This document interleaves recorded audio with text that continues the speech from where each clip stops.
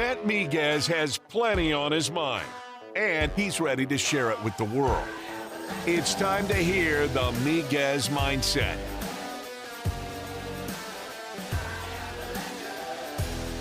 Welcome back into another edition of the Miguez Mindset. Matt Miguez here. Today we're going to start talking about the college football season. We're less than 50 days away from the season openers for LSU, Louisiana, and McNeese. What we're going to start with today is kind of looking at the team as a whole, looking at areas where they improved from 2022, looking at areas where they still could use some work, things of that nature. We're going to start with the LSU Tigers today. We'll get into some Raging Cajuns and Cowboys as well. When you look at LSU, 10-4 last year included a huge win over Alabama. You got big wins over Ole Miss and Mississippi State. You got a big win on the road at Florida. You made it to the SEC title game in year one under Brian Kelly, and then a massive Cheez-It Bowl win over Purdue in just an absolute destruction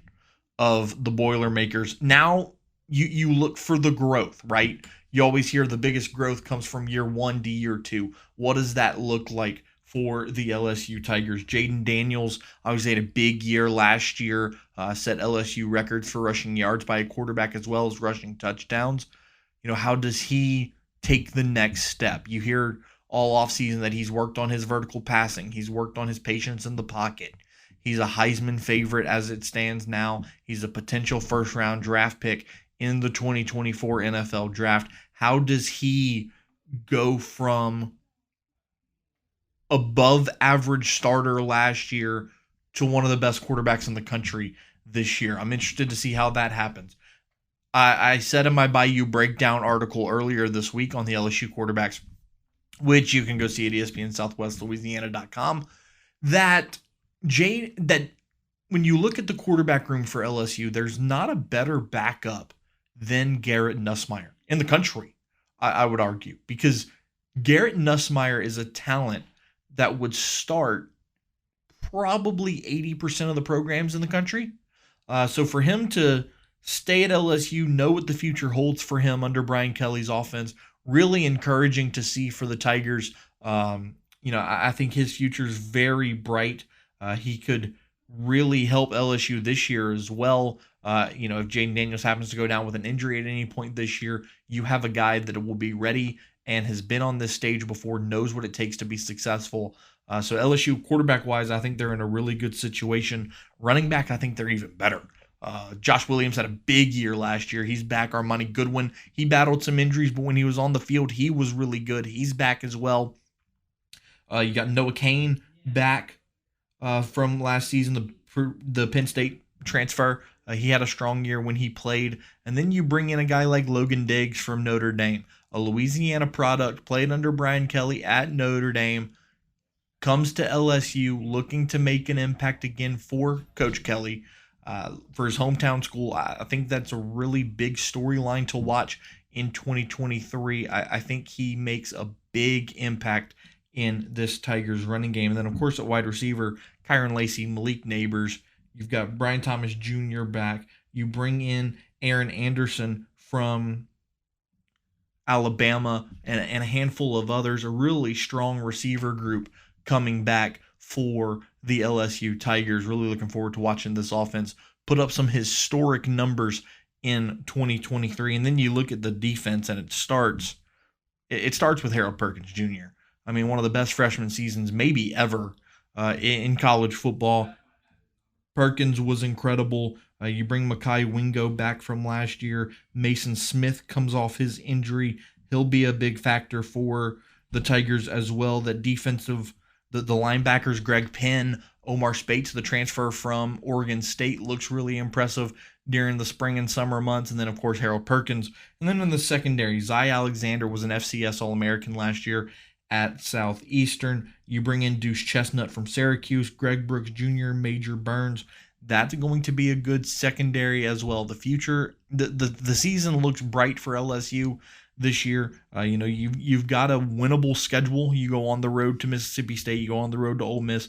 You play Missouri. You've got Auburn at home. You've got Army at home. Then you go through a little bit of a tough stretch right there in the end at Alabama, home against Florida.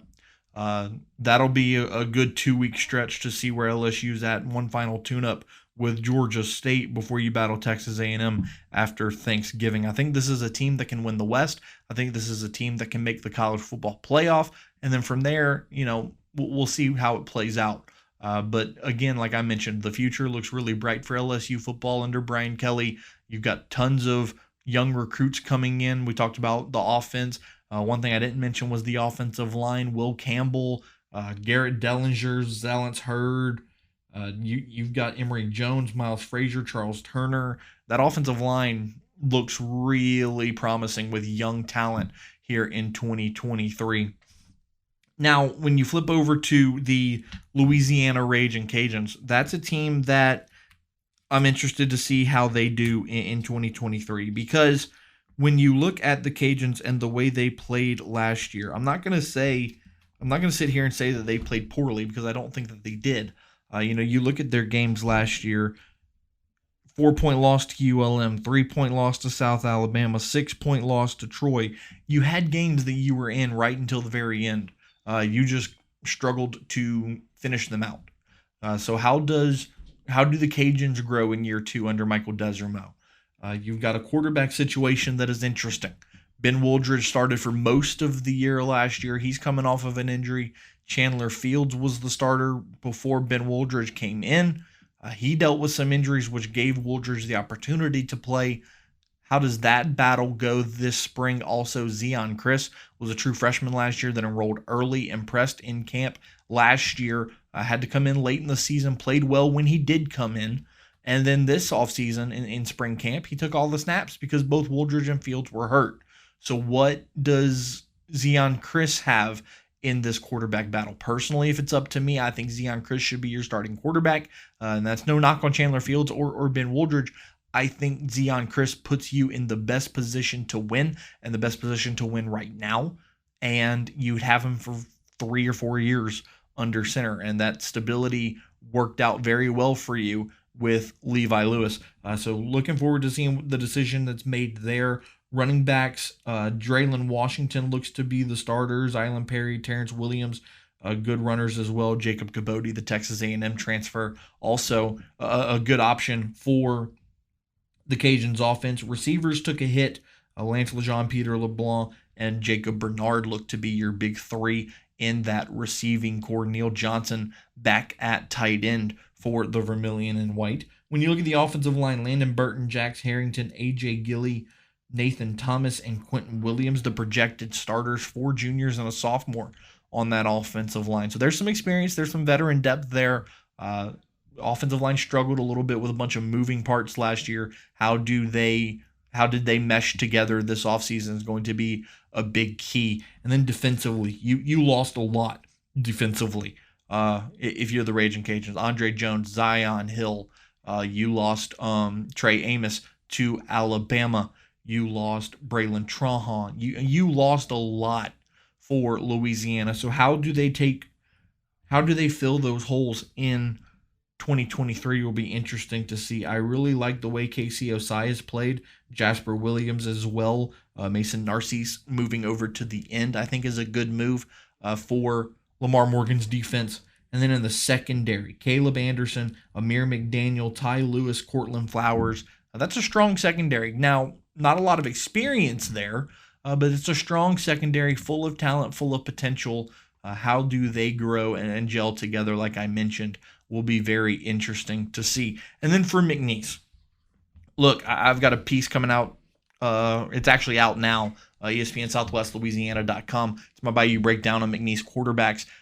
Last year was a roller coaster for McNeese. I mean, you look at your quarterback room, you had 4 guys play quarterback. Not one of them threw for more than 1,000 yards, and they had more interceptions than they did touchdowns combined. So it can't get much worse. You bring in a couple transfers. Nate Glantz played 2 years at Iowa Western, spent last year at Iowa State. I think he's a guy that it's his job to lose. He's a strong passer. He's got good arm strength. He's got good vision down the field. What does he do with Gary Goff's offense? How do you replace Deontay McMahon at running back? He had 1,400 yards last year. How do you replace that? You look at the other quarterbacks that came in. Trey Simmons, a transfer from Tusculum. We know, what does he look like? Can he overtake Glance in the quarterback battle? I've heard that's the two that it's down to. So who emerges from that quarterback battle to lead McNeese in 2023? You finished 2022 with a lot of momentum. You won your last 3 games. You had some roster overturn. You brought in some good transfers. You brought in some good young recruits. Gary Goff's a great coach. Don't get it. Don't misunderstand that. Gary Goff is a great football coach. He is going to turn McNeese's football program around. The question is, how quickly will he be able to do it? They've got a favorable schedule in 2023. I think they can compete in the Southland Conference. And Gary, the future is bright, like I mentioned. They're putting money into the stadium. They're building the new press box. It should be ready for 2025. Again, they went through a lot with the hurricanes and obviously the COVID pandemic. They're still trying to get back on their feet, and I think they will. And when they do, they're going to be better than they ever been. So McNeese, LSU, Louisiana, looking for big seasons from each of them. I think LSU could be in the playoff. Louisiana returns into the Sun Belt Championship conversation, and McNeese could very well be competing for a Southland Conference championship. Quick recap on the MLB draft day 3. Bunch of guys went off the board for LSU. Garrett Edwards, Blake Money, Javen Coleman, Jordan Thompson. Handful of others go off the board for Louisiana. Jackson Nizu gets drafted in the 14th round by the Houston Astros. And the McNeese, Grant Rogers, going up to the Toronto Blue Jays, the All-American pitcher, getting selected on day 3. Also for LSU, a couple of big high school commits got drafted. They're going to have to sweat some of these out. Ashton Larson and Cam Johnson both go in the 20th round. What does that look like? Do they decide to forego the slot money and head to LSU, or do they start their pro careers at 18 years old? They have 2 weeks from yesterday to make that decision with the draft signing deadline. So that's one that LSU fans are just going to have to sweat out a little bit and wait and see what happens. But you've had some guys already say that they're going to go to LSU instead of taking the draft money. Stephen Milam and Jake Brown, 2 of the guys, just to name a few. One commit that you're certainly not getting back is Blake Mitchell. He got drafted 8th overall. He got millions. He is going to start his pro career. So we'll keep you updated with what happens in that draft process with the signing of contracts over the next couple of weeks on our social media. You can follow us on TikTok, Twitter, and Instagram at ESPN Southwest Louisiana. And also make sure you subscribe to our YouTube channel at ESPN_SWLA. Tell your friends, share it on socials. We need your support. So ESPN SWLA on YouTube. Like, subscribe, share, all that good stuff. And we will be back on Friday with a brand new episode of the Miguez Mindset, talking about the huge weekend for the Houston Astros as they get back from the All-Star break to play the Los Angeles Angels right here on ESPN 103.7 Lafayette and 104.1 Lake Charles.